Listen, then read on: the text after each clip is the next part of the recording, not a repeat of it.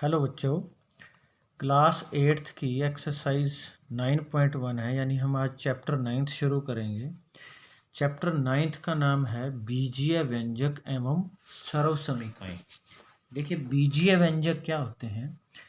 जो भी आपको स्टेटमेंट में एक्स वाई जेड की फॉर्म में दिए जाते हैं, ये सारे ही बीजीय व्यंजक हैं। और सर्वसमीकाएं, इसमें आपको कुछ फॉर्मूले इस्तेमाल होंगे जो सर्वमान्य सत्य होते हैं, तो उन्हें सर्वसामिका बोलते हैं। तो देखिए, हम एक्सरसाइज शुरू करेंगे। जैसे जैसे हम चैप्टर में आगे बढ़ेंगे, आपको इनके बारे में पता लगता रहेगा। देखिए, जैसे कि आपने पिछली कक्षाओं में पढ़ा है, 6th में 7th में, कि अगर आपको कोई जैसे संख्या या व्यंजक बनाने दिया जाए, कोई कहे कि अगर x में 5 जोड़ें तो क्या बनेगा, तो हम x+5 लिख देते हैं। ये जो जैसे x है, इसको तो बोलते हैं हम चर, और इसको बोलते हैं अचर। ठीक है, तो इन दोनों को मिला के हमारे पास जो व्यंजक बनता है, यानी जो एक व्यंजक बन के आया है, ये इसको हम बीजीय व्यंजक बोलते हैं। तो अब देखिए, जैसे इसका फर्स्ट क्वेश्चन है, बहुत आसान है कि निम्नलिखित व्यंजकों में, ये सारे ही व्यंजक दिए हुए हैं, प्रत्येक के पदों एवं गुणांकों को पहचानिए। यानी पद कितने हैं और गुणांक, गुणा के अंक। जैसे फर्स्ट क्वेश्चन का पहला पार्ट है, देखिए हमारे पास है 5xy z का स्क्वायर, या z की पावर या शक्ति 2 भी कहते हैं इसको, या z स्क्वायर -3zy।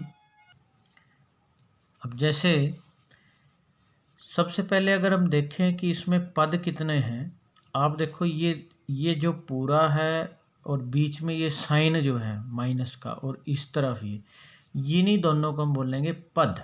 ये दोनों ही क्या हैं? पद हैं।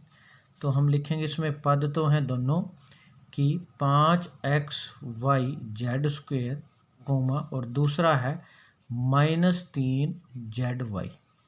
तो ये 2 पद हैं। इसके 3 के आगे माइनस है, इसको भी इसी के साथ लेना है 3 के। तो ये 2 पद हैं।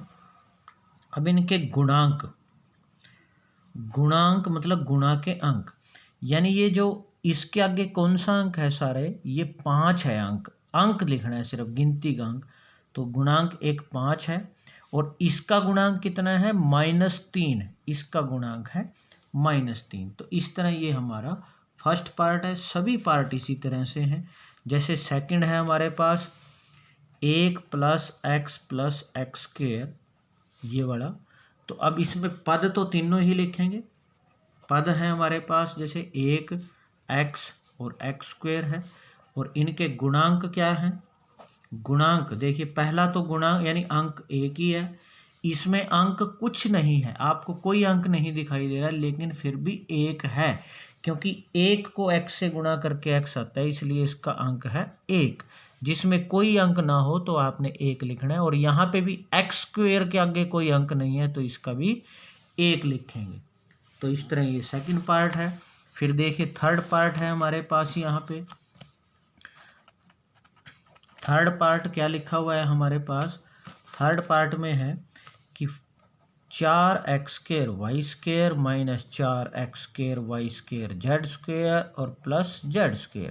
तो ये 1 2 और 3, ये प्लस माइनस के बीच में, ये एक प्लस का निशान है, इधर माइनस के। तो ये 3 पद हैं। तो हम लिखेंगे पद क्या हैं? पहला पद है 4x² y², दूसरा है कोमा लगा के लिखेंगे -4x² y² और z², और कोमा तीसरा है z²। 3 पद हैं, और इसके गुणांक यानी गुणा के अंक, आगे अंक क्या है? इनके आगे अंक 4 है, इनके आगे -4 है, और इनके आगे कोई अंक नहीं है, तो 1 है। तो ये इसके गुणांक होंगे। ऐसे ही फोर्थ देखिए, फोर्थ हमारे पास है 3 - pq + qr - rp। तो ये चारों ही हमारे पास पद हैं। तो 3, अगला है -pq, उसके बाद है qr, उसके बाद है -rp, और गुणांक यानी गुणा के अंक। तो ये गुणांक 3 है। इसका अंक कोई नहीं है तो -1 लिखेंगे, यहाँ कोई अंक नहीं है तो 1 लिखेंगे, और ये माइनस साइन जरूर लिखेंगे तो -1 लिखेंगे। इस तरह ये फोर्थ पार्ट है। और उसके बाद है फिफ्थ पार्ट। देखिए फिफ्थ पार्ट है x/2 या x/2 प्लस y/2 यानी y/2 माइनस xy। तो पद तो ये तीनों हैं, x/2 है, अगला y/2 है, उसके बाद माइनस xy है।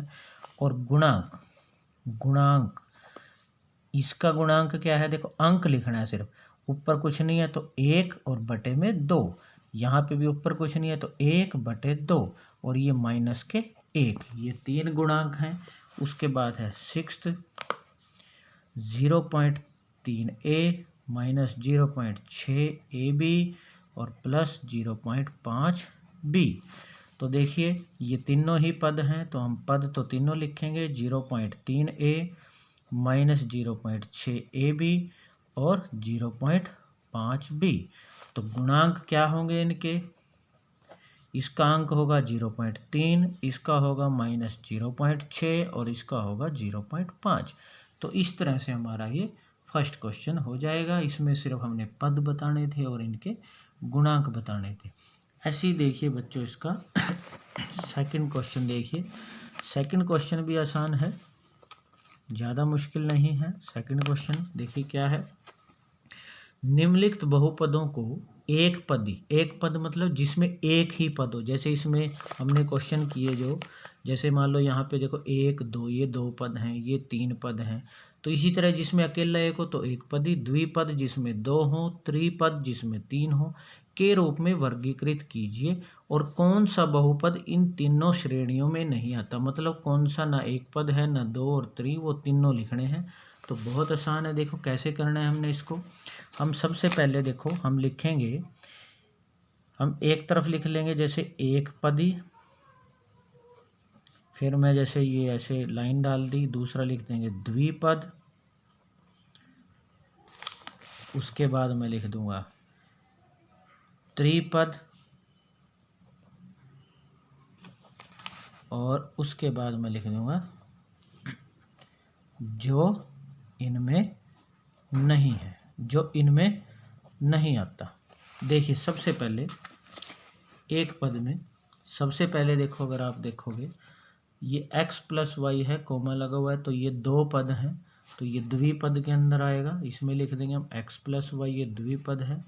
उसके बाद 1000 के आगे कोमा लगा हुआ है, यानी अकेला एक ही पद है 1000, तो ये इसमें आएगा, एक पद है ये। उसके बाद देखो x plus x square plus x cube plus x4, ये 4 पद हैं, देखो आगे कोमा है, 4 पद, तो 4 पद इसके अंदर आएगा। कितना लिखेंगे हम, अब इसमें ये जो 4 पद वाला है सबसे लास्ट में लिख देंगे हम कि x plus x square plus x cube plus x⁴ वो इसमें आ जाएगा।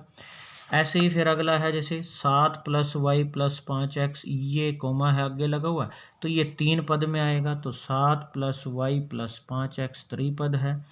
उसके बाद है 2y माइनस 3y, इसके आगे तो कोमा, ये 2 ही पद हैं तो द्विपद में आएगा, तो ये कितना है 2y माइनस 3y स्क्वायर। ऐसे ही फिर आगे 2y minus 3y square plus 4y cube, तो ये 3 पद में आएगा, ये भी हम लिखेंगे 2y minus 3y square plus 4y cube. अगला है इसी तरह 3 पद हैं, उसमें भी 5x minus 4y plus 3xy। इसी तरह अगले में 2 पद हैं, तो ये इसमें आएगा 4z माइनस 15z स्क्वायर। अगले में 4 पद हैं दिए हुए, तो ये लिखेंगे इसमें ab, ये है देखो 4 पद हैं इसमें यहाँ तक, A B plus B C plus C D plus D A, तो 4 पद इसमें आएंगे लास्ट वाले में, A B plus B C plus C D plus D A. उसके बाद है पी क्यू आर, और कोमा लगा हुआ है, अकेला एक ही पद में आएगा, तो पी क्यू आर। उसके बाद है ये 2 पद हैं, तो ये आएगा इसमें कि P square Q plus P Q square, द्विपद में आएगा। फिर है 2p प्लस 2q, ये भी द्विपद में आएगा, 2p प्लस 2q। तो इस तरह से हमने ये अलग अलग छांट के लिखने थे कि कौन सा एक पद है, कौन सा द्विपद है, कौन सा त्रिपद है और कौन सा इनमें नहीं है। आपने इस तरह से इस क्वेश्चन को कंप्लीट कर लेना है। मैंने ये लाइन हाथ से लगाई है, आप इसको स्केल से सीधी लाइन लगा के और इस तरह अच्छे से टेबल बना के इसके अंदर कर सकते हो। आपने इसको अच्छे से समझ के नोट कर लेना है।